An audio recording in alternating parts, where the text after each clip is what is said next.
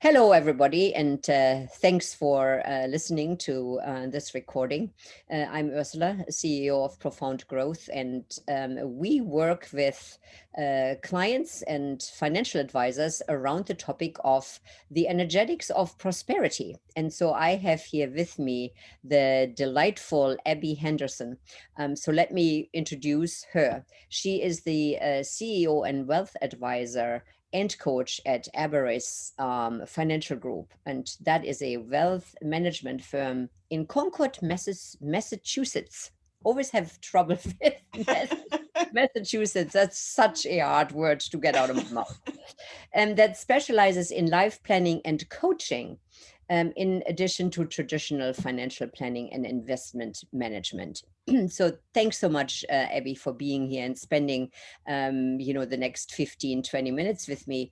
And really, in your introduction, what I'm really struck by is, in addition to traditional financial planning and investment management. And that is something I really want to talk about today, because in my experience as a coach around prosperity topics, I really see there is a longing, I think, underneath somewhere that people want to get away from the traditional numbers, statistics, and dive deeper into what does this actually feel like? What does it mean to me?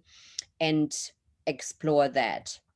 And so my first question to you is, and again, I notice this about people I work with. There is actually a language money has. Money, and it's funny, we say money talks.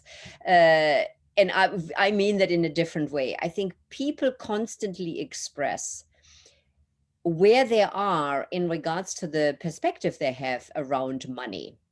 So I want you to share with us, like, what are you noticing as the non-traditional financial advisor and coach in regards to how do you know where people are in regards to the perspective they have around money?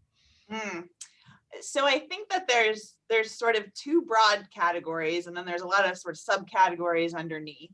Yes. I think generally speaking, people fall into either the category of having sort of an abundance and prosperity mindset and language, or more of a scarcity perspective.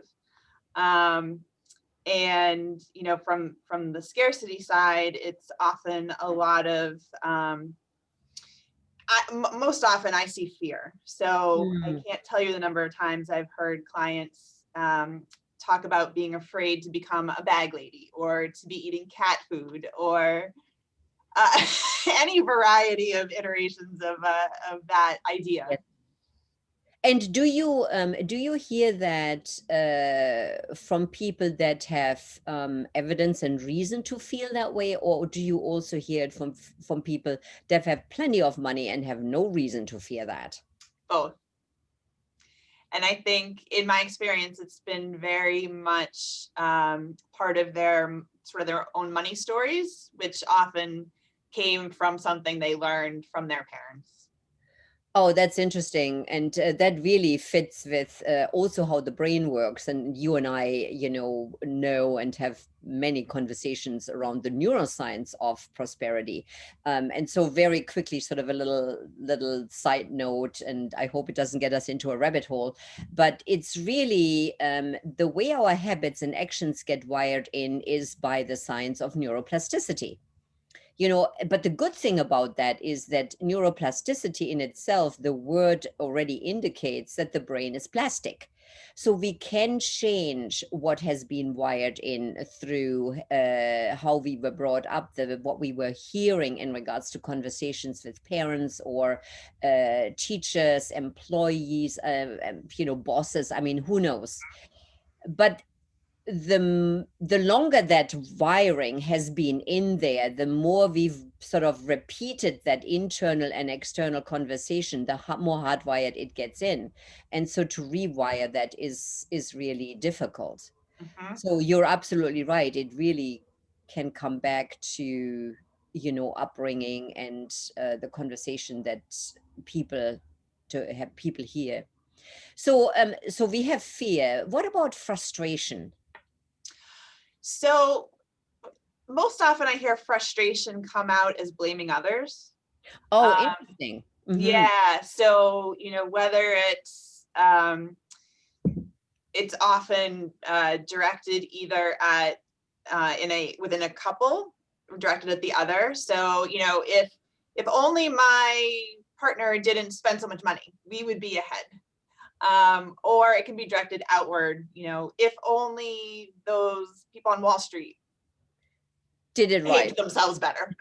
Yeah. Yes. Would be Yes. ahead. Yes, that's interesting, and again, also makes complete sense from a brain perspective, and I shall not go into that one. So let's talk about when it's a partnership, be it married, living together, could be business partners, right? Yep. So how do you deal with that when one blames the other? It can be very challenging because it doesn't always happen in front of me together. Sometimes it'll happen, separately. I think in my experience, getting things out on the table Yes. and sort of acknowledging what's being said and what's going on and what people are feeling, and creating a space where there's when you've got a couple plus an advisor or a coach, it's hard to say it can be a space of no judgment because you've got the dynamics between the other two people, but creating a space that's safe and to talk about it and has as little judgment as possible given the players in the circle. Yeah. I find that goes a long way towards starting to resolve some of those issues. Yeah, absolutely. Because if it's not on the table, it's hidden, and that can really create conflict. Now, you are a trained coach, so I think you have a huge advantage in regards to dealing with this. How does your coach training, how has it prepared you for these kinds of, things, including when it's individuals, but they face a crisis of sort, whether it's divorce or losing jobs or, things like that. How has your coach training prepared you better for these situations? That's a really interesting question because I think, as an advisor, we feel like we have to have all the answers Yes. and we have to solve all the problems.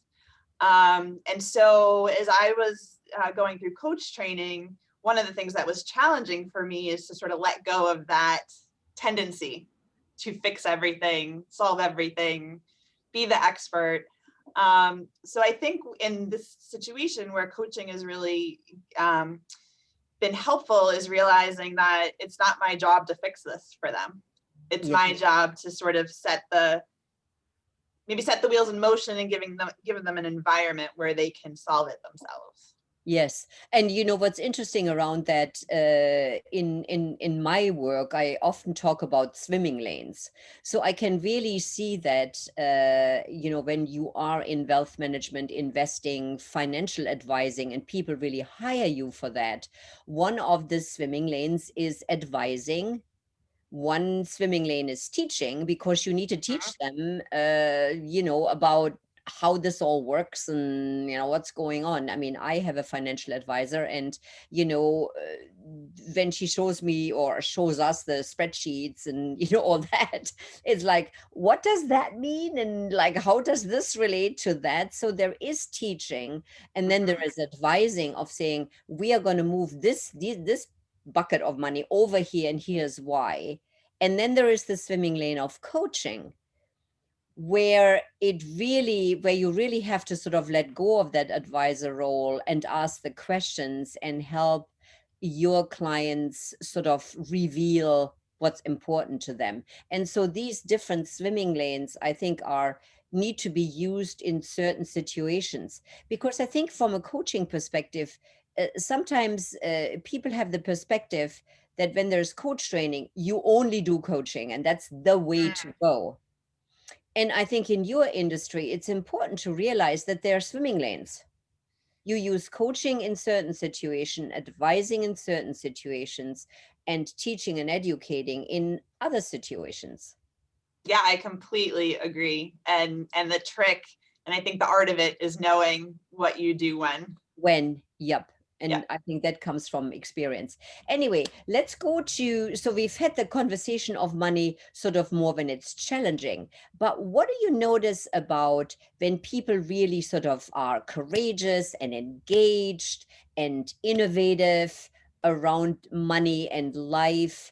And then I sort of want to lay another questions onto it. What is the link to effectiveness that you see between the fear and frustrated group versus the courageous and engaged group? Mm-hmm. So the courageous and engaged group, I think, are clients who come in and really want a partnership with their advisor. So it's not just the delegators who say, I don't want to deal with any of this, you go do it. It's the clients who come in and really want to co-create something together, Mm, and are open-minded. So they realize that there might be creative solutions that they haven't thought of, or they want to be pushed a little bit to come up with a bigger vision for themselves. I mean, one mhm. of the things that sort of led me down this road of coaching was, you know, I used to have clients come in and I'd say, what are your goals? And they would say, I want to educate my kids and retire. And I would take that at face value and just crunch the numbers. And Right. there's so much more to be explored there. Yes. And so the really, I think, engaged and innovative clients really want to go there Mm. and see what's possible for them in a much bigger way than sort of the narrow, I The want narrow to path. retire, or yeah. Yeah, and I think when you don't have the skills to deal with that, I think it also could push the financial advisor into a new realm. Because if you all of a sudden have a client that wants to co-create and wants to be more creative, I could imagine they come up with questions like, okay, what else is possible? What else could we do? What other creative solutions do you have? What do you see? And so I think there is this beautiful sort of co-creative tension Mhm. in this partnership that really can really expand the relationship and can really lead to sort of so much more depth and you know yumminess. Yes, I was going to Yumminess say they're might my not, favorite clients. yeah. Yumminess might not be, the scientific term, but that's sort of like, sort of energetically what I can feel. Yep. So are clients as effective when they come from the fear frustration place as they are from the courageous engaged collaborative partnership place, or do you really see a difference? I definitely see a difference. The clients who are coming from the fear and frustration place, um, on a little bit more, I guess, micro level, they often have trouble getting out of their own way. Mm, So they're not always making decisions from, I don't want to say from a rational place, but they're not always making decisions from an expansive place. yes. Um, and so I think, just from a, strictly a financial perspective, so much less is available to them. Yes. They can't sort of get out of their own way. Yes. Um, Whereas people who are in the yummy, engaged, innovative space are really they're open to making decisions that maybe feel a little scary, or um, maybe don't fit as much with what they thought they should do. Yes. So I Yeah. just think there's a much bigger menu of uh, options and decision making on the table in that In the uh, Space. Yes, exactly. Yeah, no, I love it, and I love it that you call it, a menu, because again, from a brain perspective, we know that when our brains are in a more fearful, frustrated space, the brain has to deal with a lot more adrenaline and cortisol and other stress chemicals, which shut down the some of our, or I should say, influence some of our rational thinking. It influences goal direction, it influences empathy. So there is a lot going on when we are, even from a biochemical perspective, in that space. It's not possible for our brains to look at the menu, to look at the bigger picture. Our vision narrows as well, and also, interestingly enough, impacts what we can hear. And so, it's a sort of a little bit like the other side of the coin of how money speaks, what you hear, but it's also what people can hear Mm. from a place that is less effective versus a place that is effective. So if you were to give a piece of advice or a coaching question or something to financial advisors, wealth advisors and their clients who might be listening to this recording, um one tip that would help them maybe dive deeper or take on this new perspective of it's not just about the statistics and the number crunching? Yeah, so every financial advisor has sort of an intake process or a discovery process with their clients. And I think, for advisors who want to start moving in this direction, I think a really easy first step is to add one or two little bit more touchy-feely questions to that intake process. And it can be anything, I think, that feels authentic and resonates with the advisor. Because you never want to just be throwing something out that doesn't sort of roll off your own tongue. Yes. So, I think it could be, there's lots of them. One of the people I've studied with, George Kinder, one of his favorite questions is, if you were to die tomorrow, what would you regret not having done or be? I didn't get that English Yeah. right, but No, you I get the totally point. get it. It's like the be do have, which I Exactly. use in coaching and in trainings a lot. It's, who would you have wanted to be? What would you have wanted to do? And that leads to, what would you wanted to have? Because I think it's the being that creates who we are, what actions we want to take, and that leads to an outcome. I was sharing this with a client the other day. I said, we often have it wrong. We have it the wrong way round. We look at doing first, Hmm. then we hope that by doing this we are going to have that, and then we hope by having that we're going to be able to be that. Right. But that's the wrong way around. It's like, look at the being first. Who do you want to be with this, in this? Then Yeah. what would you do from here?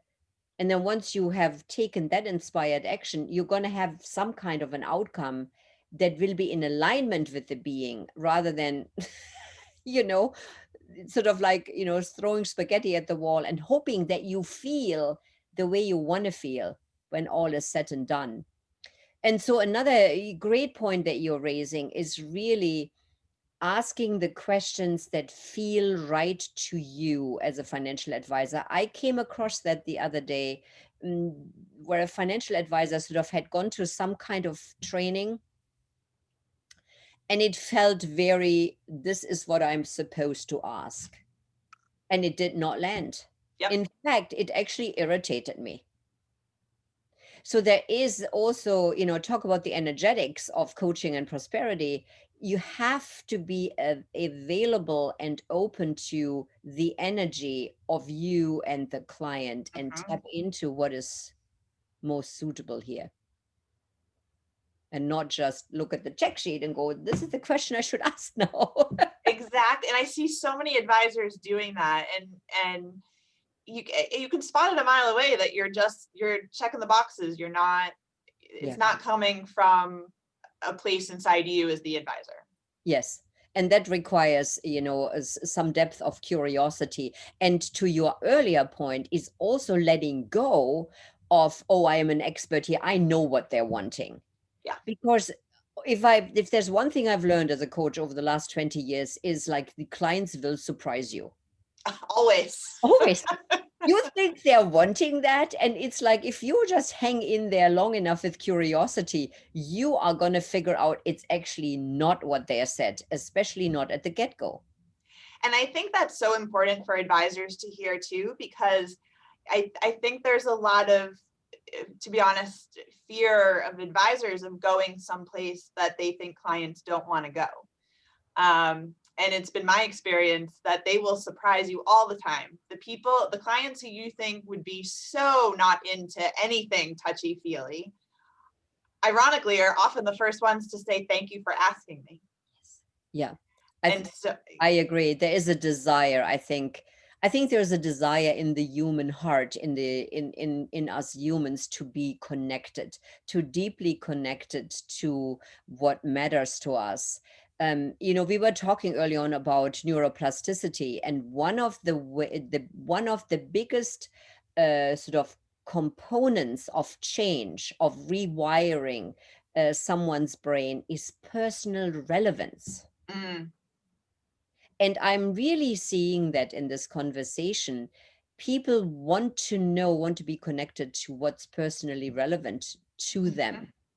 And when you tap into that, they will then also surprise you in regards to what they are, what they want to and can change. And they're so much more motivated to do it. Yes. Yeah.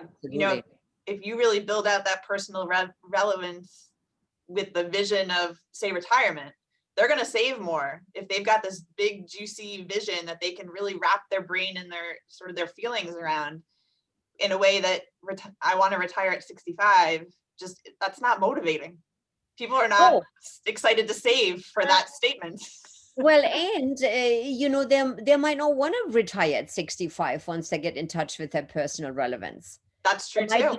They might take it slower, or change direction, or be more involved in charities, or whatever it is. It's just like this, this consensus reality in the world. It's like 65, and this is how the money needs to line up. And certainly for me, having passed the age of 65 and heading in the other direction, it is not personally relevant for me to retire at 65, if I will ever retire. I mean, why would I? I love what I do. And so my whole approach to then, investing and saving and all that is completely different to someone who says, well, actually, I want to stop at 60 because I want another career in this field. And what I'm doing right now will not allow me to do that. So, yeah. Well, Abby, thank you so much for your time. So you're welcome. If you all want a coach and financial advisor that takes you deeper and takes you into personal relevance, there is Abbey Henderson of Abaris Financial in Concord, Massachusetts. Profound Growth, we will schedule some free webinars starting in the new year for financial advisors, unpacking a little bit of what skills might be needed, what is possible. So watch for that. And thanks again, Abby, and have a good day. And thanks everybody for listening. Like it, follow us, and hopefully this was helpful to you all. Okay, take care. Bye-bye.